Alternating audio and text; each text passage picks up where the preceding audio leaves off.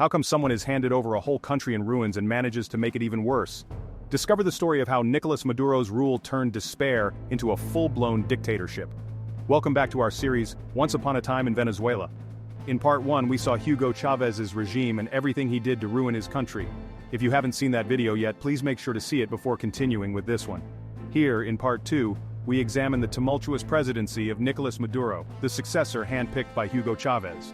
Since taking office in 2013, Maduro's tenure has been marked by economic mismanagement, political repression, and a growing humanitarian crisis. We'll explore the key events that have been taking place since the presidential elections on Sunday, July 28, 2024.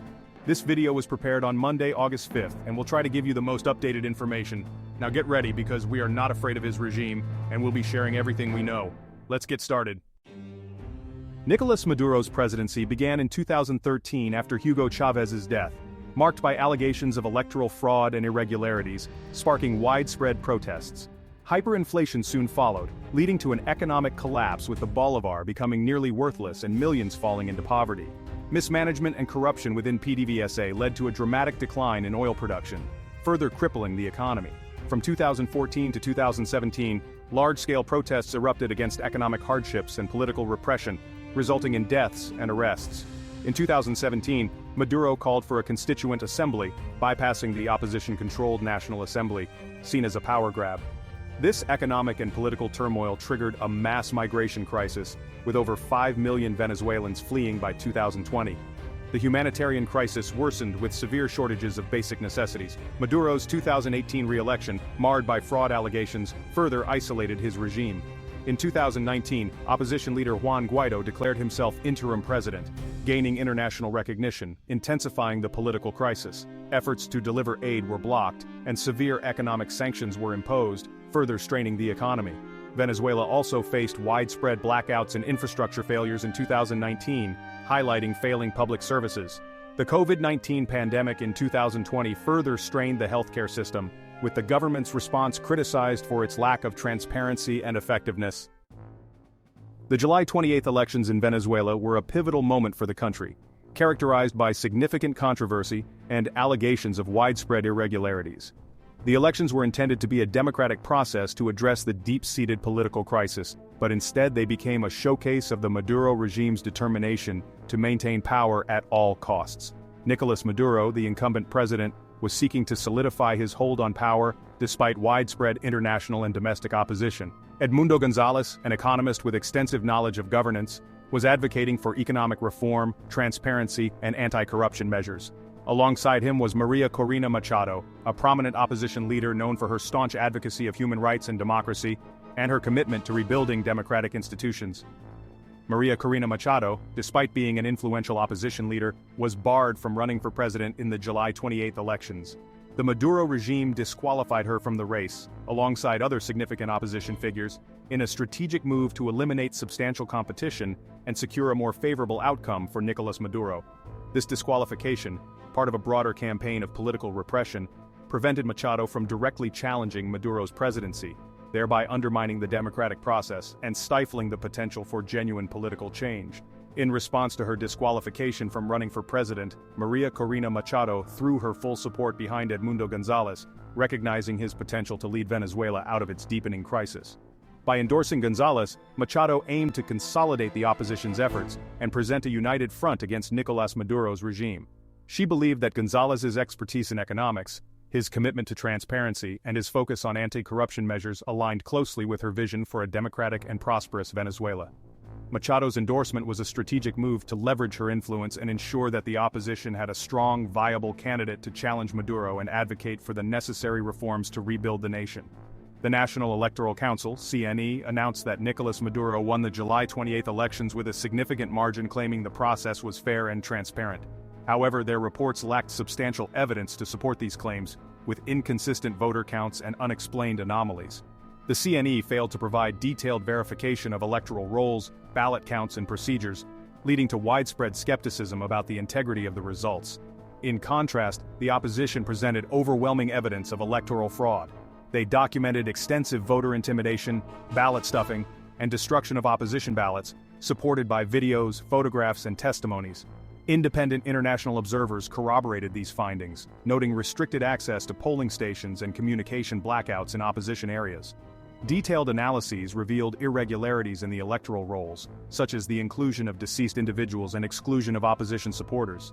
This comprehensive evidence highlighted systematic manipulation by the Maduro regime, undermining public trust in Venezuela's democratic institutions and intensifying calls for meaningful reforms and international intervention. Crimes committed by Nicolás Maduro since July 28. Electoral fraud. Maduro's government has been accused of rigging the July 28 elections through various means, including voter intimidation, manipulation of electoral rolls, disqualifying opposition candidates, and controlling media coverage to favor pro-government candidates. These actions have been widely criticized as undermining the democratic process. Voter intimidation reports have emerged of government forces and loyalist groups intimidating voters at polling stations. This includes the presence of armed forces near voting booths, threats of violence and coercion to vote for pro-government candidates, suppression of opposition. Maduro's regime has targeted opposition leaders and supporters with arbitrary arrests, harassment, and violence. This includes the detention of opposition figures and the use of security forces to break up opposition rallies and protests. Use of state resources for political gain.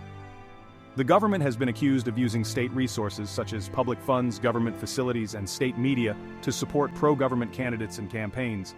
This misuse of resources is seen as a violation of electoral fairness and integrity. Violence against protesters. In response to protests against the alleged electoral fraud, Maduro's government has used excessive force to suppress demonstrations. Security forces have been accused of using tear gas, rubber bullets, and live ammunition against unarmed protesters, resulting in injuries and deaths. Human rights violations. Human rights organizations have documented numerous violations by Maduro's government, including torture, extrajudicial killings, and inhumane treatment of detainees. These abuses have targeted political opponents, activists, and ordinary citizens participating in protests. Media censorship and control. The Maduro regime has been accused of censoring independent media outlets and controlling the flow of information. This includes shutting down news organizations, blocking websites, and arresting journalists who report on government abuses or opposition activities. Manipulation of judicial system. Maduro's regime has allegedly manipulated the judiciary to serve its interests, including appointing loyalist judges, interfering in judicial processes, and using the courts to prosecute political opponents and dissenters. Internet and communication blackouts. On election day, there were reports of internet and communication blackouts in areas known to be opposition strongholds. These blackouts hindered the opposition's ability to mobilize supporters and report irregularities. Incarceration of military and lawyers. The Venezuelan government has intensified its crackdown on dissent by incarcerating military personnel and lawyers who oppose orders from their superiors. These arrests are part of a broader strategy to suppress any form of resistance within the ranks of the military and legal community, aiming to ensure absolute loyalty to Maduro's regime. Other events since July 28. Argentina's embassy incident and asylum resolution. The problem with Argentina's embassy arose when Venezuelan opposition leaders sought asylum there, causing diplomatic tension. The Argentine government, under pressure from Maduro, asked them to leave to avoid escalating the conflict. Brazil stepped in, offering asylum to the opposition leaders, resolving the immediate crisis. Arrest orders were issued for Edmundo Gonzalez and Corina Machado on charges of inciting violence and plotting to overthrow the government. These accusations were widely seen as politically motivated attempts to eliminate key opposition figures and silence dissent. Maduro's regime engaged in a digital battle with Elon Musk after the billionaire publicly criticized the Venezuelan government's actions and offered support for technological solutions to bypass internet censorship. The regime accused Musk of meddling in Venezuela's internal affairs, leading to a heated exchange on social media.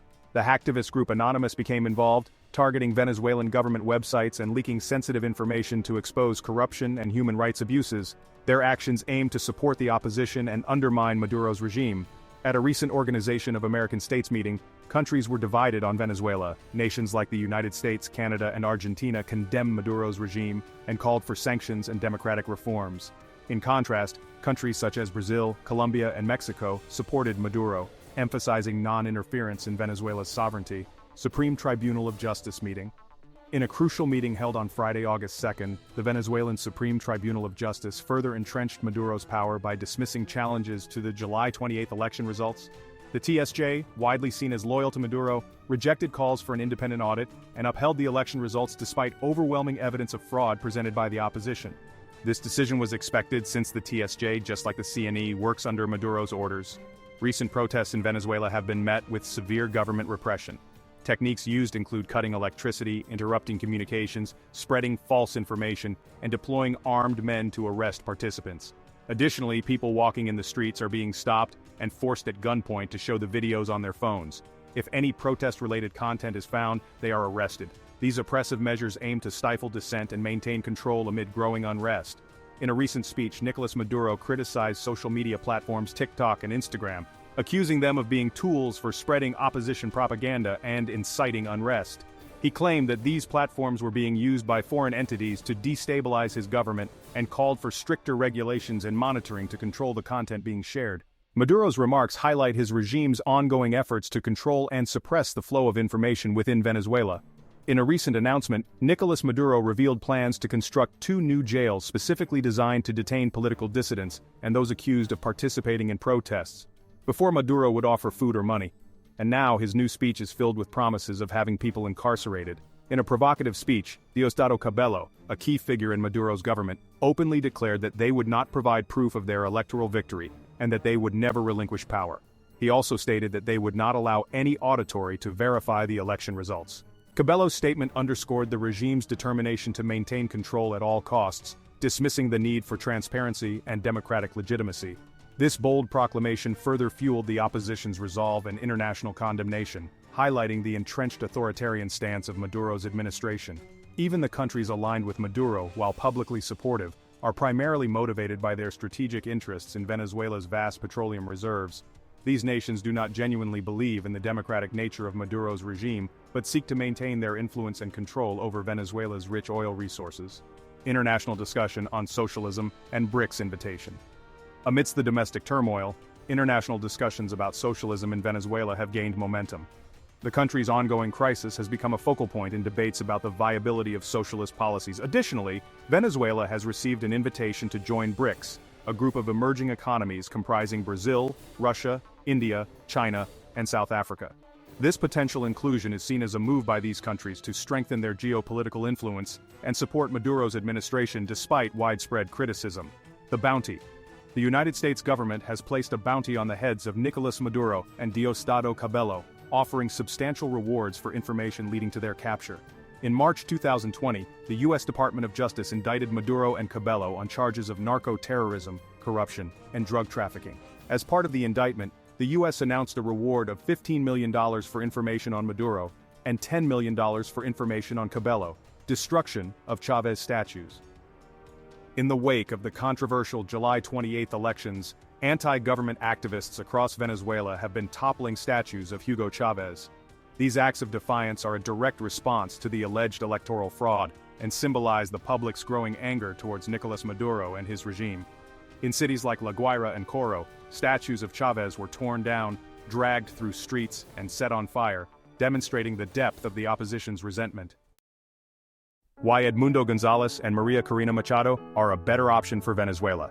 Edmundo Gonzalez and Maria Corina Machado represent a beacon of hope for Venezuela, embodying the qualities and vision necessary to steer the nation out of its current crisis.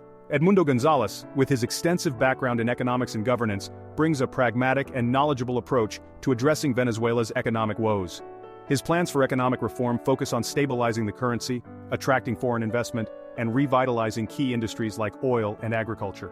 Gonzalez's commitment to transparency and anti-corruption measures is crucial for restoring trust in public institutions and ensuring that resources are used effectively to benefit the Venezuelan people. Maria Corina Machado, a staunch advocate for human rights and democracy, offers a powerful voice against political repression and authoritarianism.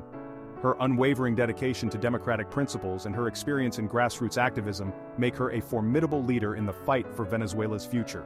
Machado's emphasis on rebuilding democratic institutions, safeguarding freedom of speech, and ensuring fair and free elections is essential for restoring Venezuela's democracy.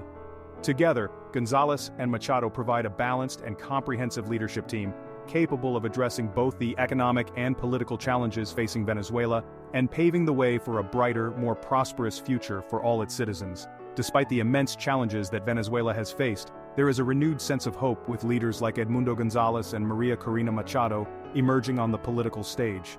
Their combined expertise, commitment to democratic principles, and dedication to economic and social reform provide a clear and promising path forward. The resilience and unity of the Venezuelan people, coupled with strong international support, make the dream of a prosperous and democratic Venezuela attainable.